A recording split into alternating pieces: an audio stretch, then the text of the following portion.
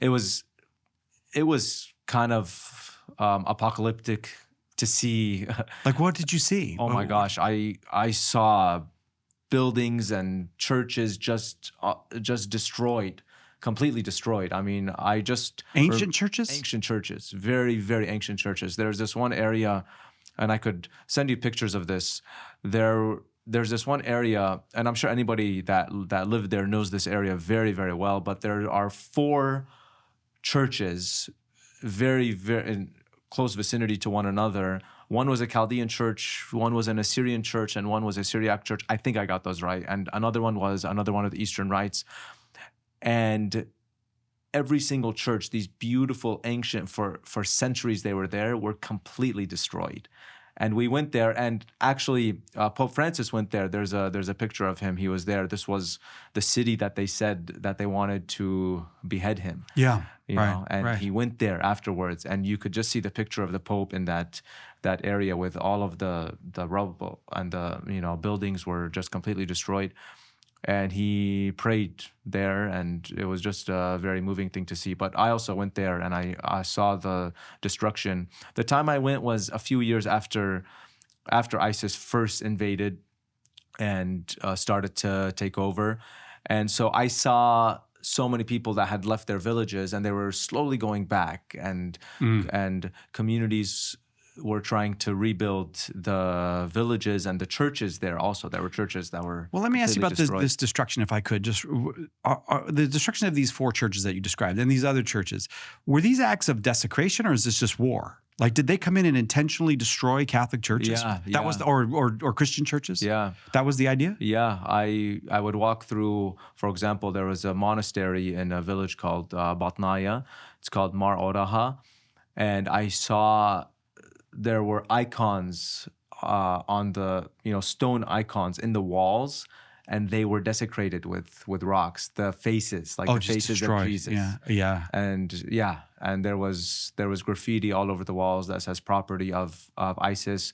There was a church in the village that my ancestors grew up in, Tilkepe, and I mean, this was so devastating to see that on the altar area there were gunshots because they used that church as their training ground, actually.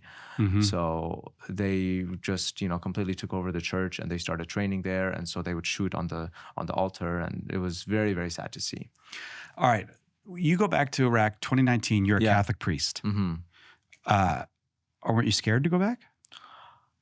The only time I was scared, honestly, was when we went to Mosul, because I knew that the ISIS members, they were still there.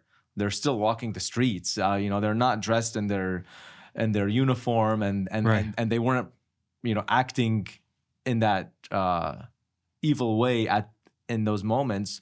We did have protection with us, but yeah, it was a little scary going there specifically. But going to Baghdad, and especially Erbil, which is in the north, and the villages, it was actually, especially being in the north, it was the most beautiful experience of my life, actually. Really? Seeing the peace there and the ancient churches and communities. I mean, the most beautiful thing was just, you go to a village, and every single person there speaks Aramaic. Every single person there is a Chaldean Catholic, and they go to church. We would go to the church, we'd just knock on the door, and we'd have chai, we'd have tea with the priest there. And we would go and we would pray at every church, and we'd visit with the people there. And I went with our Bishop Emmanuel Shalita and another priest, and it was like they welcomed us so much, and it was such a beautiful experience. Well, how do you get to Mosul then? Like, do you have to fly to Baghdad? Do you Well, yeah. So Baghdad is more central. We were in Erbil at that time, and we drove about an hour and a half, 2 hours to get to Mosul. Yeah, and our bishop was but do you dress as a priest? We did, yeah. And we did. Like, so you're passing places where there's ISIS people. yeah. There's people that would love to see you dead. Yeah, and you're not scared until you get to Mosul. Like, what?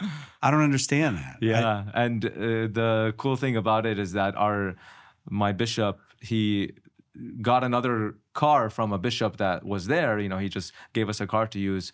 and every other priest and bishop and the patriarch also. Like we drove in a whole, like a Caravan? yeah, caravan.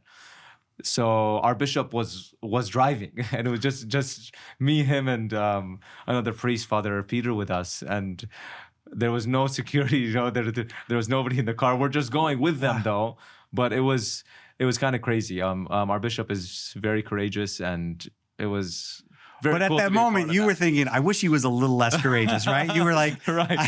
because you got to go. You're a priest. Yeah, You were yeah. like, "Come on, Bishop." A I little was less. just like, yeah, kind of just looking around, like, okay, Wow, wow. Yeah.